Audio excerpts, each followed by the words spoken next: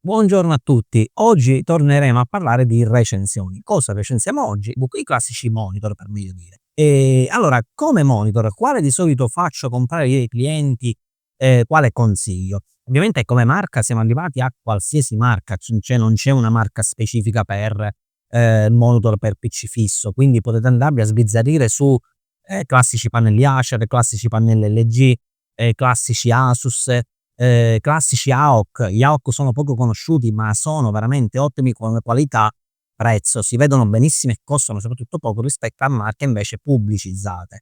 Anche Yashi addirittura, se qualcuno non conosce o ha sentito dire e non ha mai acquistato Yashi perché Yashi non la conosce come marca, vi ricordo che comunque Yashi montano al suo interno pannelli Pioneer, quindi effettivamente attenzione, Yashi sì come scocca, ma all'interno del pannello vero e proprio è Pioneer marchiato. Quindi anche essi sono davvero pannelli monitor per meglio dire ottimi.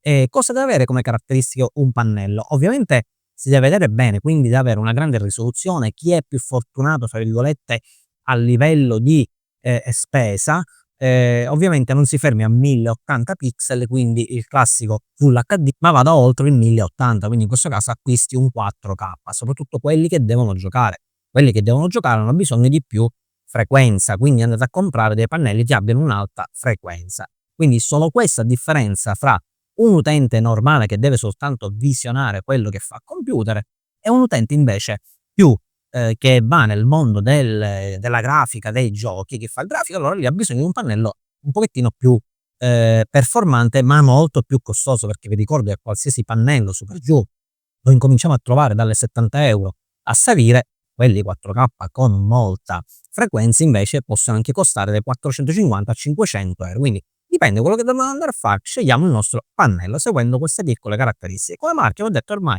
qualsiasi marca, a parte che sia proprio una marca sconosciuta, diciamo di quelle fra virgolette cinesi, non li acquistate.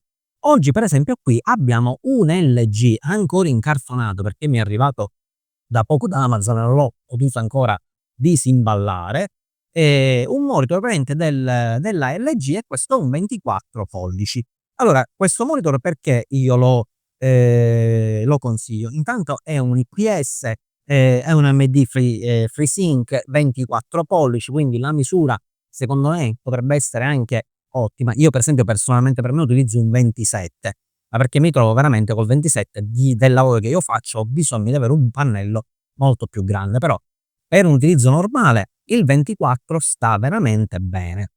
Andare oltre il 27, ecco, non so se ne giova veramente alla nostra visuale, alla nostra vista, perché secondo me già il 27 al limite si riesce a vedere, oltre il 27 se non abbiamo studi grafici oppure facciamo musica eccetera eccetera, evitiamo di andare oltre il 27 pollici.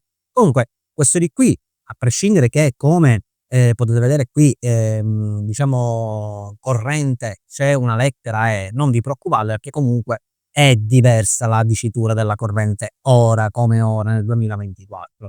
Quindi andando ad aprire questo pannello, vediamo all'interno intanto com'è.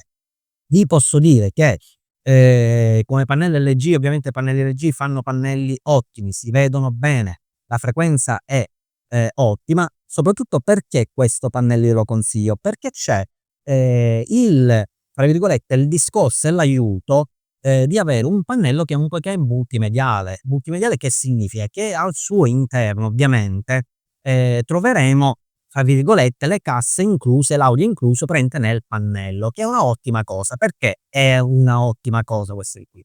Perché non dobbiamo andare a combattere nuovamente con le casse audio esterne. Questo che significa? Che sono a livello delle casse esterne? Assolutamente no, non si possono mai paragonare a casse esterne. Io nel frattempo, scusate se mi giro, perché lo sto spacchettando, ovviamente al suo interno trovate tutto, quindi trovate classici cavi, classica barretta per appoggiarlo, stand, trovate il tutto. Volevo solo farvi vedere praticamente l'estetica.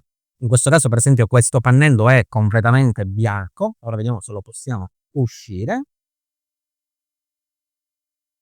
Vi stavo dicendo l'audio è uguale? No, completamente, non si può mai lontanamente paragonare ad un audio ehm, di casse esterne 2.0, 2.1. Ha su per giù lo stesso audio che potrebbe avere un notebook, però Per chi proprio ha problemi di spazio e vuole comunque vedere meno fili possibili, questa la trovo una cosa veramente buona, avere il pannello multimediale, il monitor multimediale. Allora, sto aprendo praticamente il pannello davanti a voi e questo è l'LG. Vedete quanto è bello, soprattutto manca la cornice è soltanto sotto, qua sotto, però c'è il marchio LG, non potete vedere. Un pannello IPS, come attacchi retro lo vediamo assieme, un attimino che lo giro, vediamo se si riesce a vedere bene. Come attacchi dietro abbiamo ovviamente il classico allaccio per l'AC, quindi la nostra corrente, abbiamo la classica uscita cuffie, audio in, HDMI ne abbiamo una e due, e poi abbiamo il classico cavettino VGA, quindi sempre la stessa cosa. Se avete computer un pochettino più retro potete collegarlo con la VGA, oppure se avete un computer moderno ovviamente con l'HDMI. Quindi un pannello, come avete visto, è davvero davvero bello, insomma ha il suo perché. A me soprattutto, io scelgo questo soprattutto perché non hanno a me i pannelli, diciamo, che hanno della cornice non piacciono tanto, quindi in questo caso io tendo a scegliere sempre questo tipo di pannelli. Quindi, che dirvi, per un utilizzo veramente basico, ma anche un pochettino più del basico, prendete questi pannelli, sono davvero ottimi, scegliete qualsiasi marca, le caratteristiche devono essere queste, già vi ho detto quali sono quelli per gente che deve invece andare a giocare, che ha bisogno di qualche cosa in più.